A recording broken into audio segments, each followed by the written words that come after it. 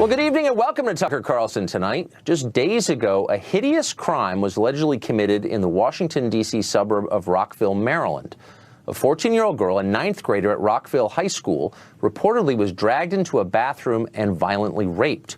Her two alleged assailants, Jose Montano and Henry Sanchez Millian, both arrived in this country just a few months ago.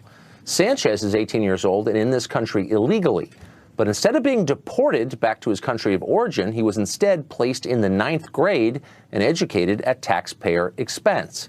This is insanity, of course. It's a sign of a sick civilization at war with itself. A strong country enforces its laws and protects its citizens. That's job one. In the U.S., too often we ignore our own laws and instead allow ruin to be visited on our own people. Well, some people in Rockville are fed up with all this. There was a meeting today at Rockville High School with protests outside by angry residents. We had a reporter there, and we'll tell you more about what happened in just a minute. Apparently, their outrage does not extend to Rockville's leaders, though. The town won't call itself a sanctuary city, but it is, in effect, one. It follows sanctuary policies, and top officials there don't want to think about the connection illegal immigration might have to this crime or others like it. Montgomery County School Superintendent Jack Smith, for instance, said this. We're not going to paint all students who speak another language, all students of a skin color, all students of a religion with a broad brush because of a really terrible incident.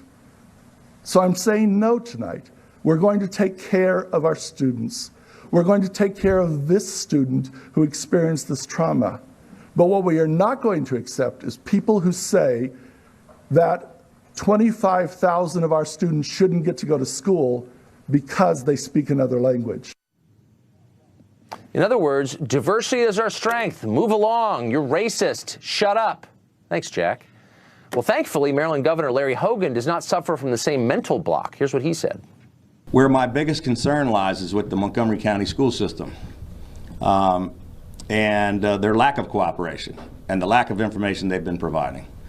Not only have they refused to provide any information to us, but they've refused to provide it to the State Board of Education, who specifically requested more information. Well, this came up at the White House briefing today, and Press Secretary Sean Spicer had this to say. I think part of the reason that the president has made illegal immigration and crackdown such a big deal is because of tragedies like this. Zeke Cohen is a Democrat on the city council of the city of Baltimore, a place that in effect has sanctuary city policies, and he joins us now. Zeke, thanks for coming on. So just yesterday, as it happens, you sponsored a resolution which passed on the Baltimore City Council, which demanded that federal immigration authorities stop enforcing federal immigration law in the city of Baltimore.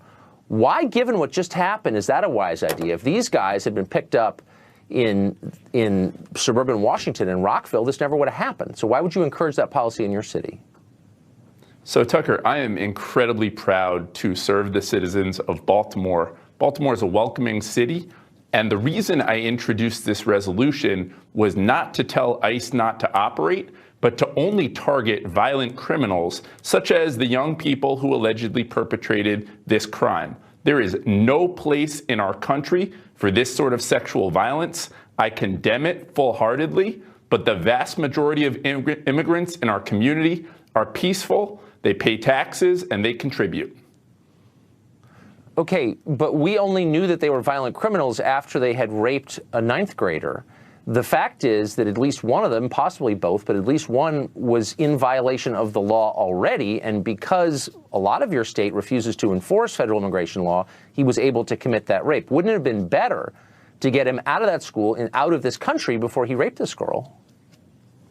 So if he had committed a crime, it absolutely would have been better. But Tucker, let me say this. What concerns me, in addition to this type of crime, is also what I've seen ICE do in Southeast Baltimore, where I represent, where just recently a father was arrested after dropping off his son at school. He has no criminal history. His only history is violating his status and returning to this country. He escaped violence in Honduras, just the same way that my great-grandmother escaped violence and persecution in Austria. And we welcome him here.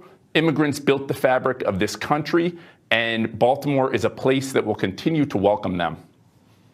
You know, it's pretty unbelievable that you would compare ICE, federal immigration authorities, to the Nazis, which you just in effect did, and you did explicitly yesterday, when they're enforcing laws that would have prevented this heinous crime? Would you say that to the parents of the girl who was raped? These are Nazis, these Americans who are enforcing immigration laws? Why would you say something like that?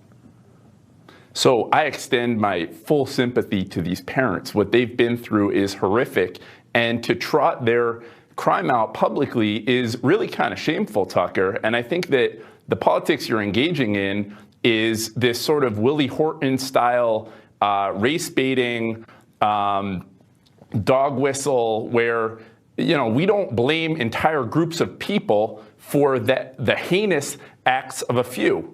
For example, we're not after Dylan Roof murdered 9 people in a church in South Carolina. We don't say that all white people are terrorists. Slow down. I'm not saying that all Hispanics are terrorists. I'm not saying anything like that. You're the one who explicitly compared federal immigration authorities to Nazis. Who's using the dog whistle here? Who's making demagogic statements? They're Nazis? You're calling fellow American citizens Nazis for enforcing federal law passed by Congress? Are you really an office holder? Why would you say something like that? So what I'm doing, Tucker, is comparing the plight of my great-grandmother, who came here from Austria to escape Hitler's gas chambers, to the same fate as my Honduran neighbors, who've come here escaping violence from their country and just want to build a better life. We also had an ICE raid recently. That's not what you're saying. In fact, let me read you a quote. This is from yesterday from the City paper in Baltimore. It said, Cohen likened the recent raids to what Nazi Germany did before the Holocaust. So you're, again, for the 5th time, you're accusing Americans, your fellow American citizens who are law enforcement officials, of behaving like Nazis. Don't you think that's a little over the top, speaking, again, of dog whistles?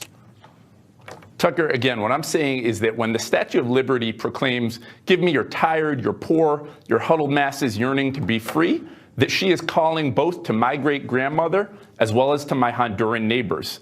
I'm not comparing ICE to Nazis. What I'm doing is to say these are people who've been persecuted back in their home country, and if they want to come here and build a better life in Baltimore, we welcome them.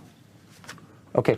But you are, first of all, comparing them to Nazis. But the truth is, Baltimore has a lot of problems, It's got one of the highest crime rates in the United States. Some of those crimes are committed by people who are here illegally, illegal aliens, as you know. 3 years ago, one of them raped a 9-year-old girl right after you became a sanctuary city. Again, as you know, you've had something like 10 murders in the last week, and you're spending your time telling law enforcement not to enforce the law. How does that help the immigrants you claim to care for? So, Tucker, here's the real story about Baltimore, is that we are a city rebuilding, and the resilience in my city is incredible. And just because people like you go on TV and bash us doesn't mean that Baltimore has to take it. I'm proud to represent my district. You. I'm reciting your crime statistics. Do you know what they are? Really? Do you have any sense of what the murder rate is? What's the murder rate in your city? Do you know? So last year we had over 300 homicides. Each one is tragic. I completely agree with you. I was a teacher in West Baltimore before I became a city council person. And I will say that our school system is struggling. Our law enforcement is struggling. But it is not the fault of immigrants. And in fact, Tucker, what we've faced for a very long time is depopulation. And the immigrant community, particularly the Central American community, which you continuously bash on your show, has actually come here and rebuilt. I'm not continuously bashing the Central American community. By the way, that's completely false. My only concern is for the people who are already here. Does it make a school better when people move in who don't speak English? Is it good for the kids who are already in the school, do you think? Does it improve the education? Is it fair to the taxpayers? Have you thought about that? I think the greatest asset in our city is our diversity. And I was joined by an amazing group of immigrant youth yesterday in passing this resolution. Hold on, slow down. That doesn't mean anything. I asked you a sincere question. Does it improve a school when a lot of people move in who don't speak English? Does the school get better? Absolutely. So if you're talking about a city that used to be 1 million people and is now down to 630,000, having folks come here and participate and pay taxes, sending their kids to our school is a blessing, and we welcome those children. And like I was saying, we had a great group come to City Hall yesterday to advocate for their community, to speak out against intolerance, and to help us pass this resolution. And that's why I'm so proud to represent my city on the It's city so council. sad. I mean, maybe your city's depopulating because you had 316 murders last year because you don't take it seriously and you spend your time with frivolous nonsense like this, which doesn't make the city better. It's just sad. It's depressing to watch a formerly great city like that languish under leadership like yours. I'm sorry, Tucker. It's only frivolous when it's not your family. This is absurd. This is, you know what? It's sad, and you're not providing a serious answer, unfortunately. We sent a team to Rockville today. Fox's Griff Jenkins spoke with local police there, as well as outraged parents who just got out of a meeting with the school. Griff joins us now for his report. Griff. I don't want to work. I said quit.